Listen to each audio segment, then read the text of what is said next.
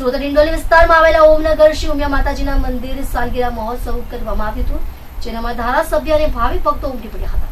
ઉમિયા માતાજી મંદિર દશાબ્દી મહોત્સવ નિમિત્તે મોટી સંખ્યામાં લોકો માતાજીના દર્શન કરવા માટે ઉમટી પડ્યા હતા।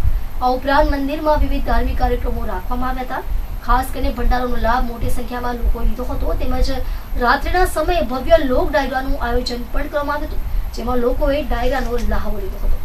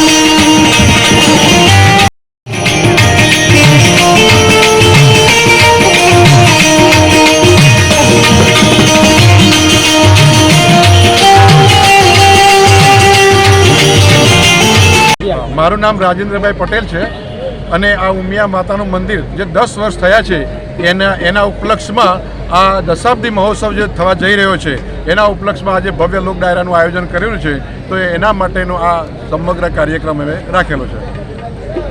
કેટલા લોકો ઉપસ્થિત છે, કયા વિસ્તારમાં આ કાર્યક્રમ રાખવામાં આવ્યો છે? સુરતના ખૂણા ઉપર આવેલો ડિંડોલી હમણાં તો લગભગ ખૂબ જ ફેમસ છે અને ઉમિયા માતાનું મંદિર પણ અહીંયા જાણીતું છે, એટલે લગભગ 5000થી પણ વધારે પબ્લિક આ વિસ્તારમાં રહે છે અને આજે ડાયરો જોવા માટે 5 લાખ વસ્તીથી પણ વધારે આવેલ છે। લોકોને શું સંદેશો પાછળ?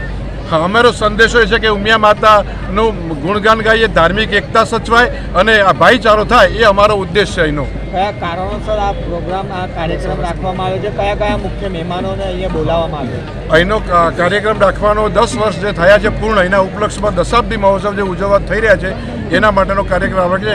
એના માટે અહીંના ધારાસભ્યો અને આજુબાજુના આગેવાનો, કોર્પોરેટરો સંપૂર્ણ સહકાર અમને મળી રહેશે। મારું નામ વિશાલભાઈ પટેલ ભાણાભાઈ છે।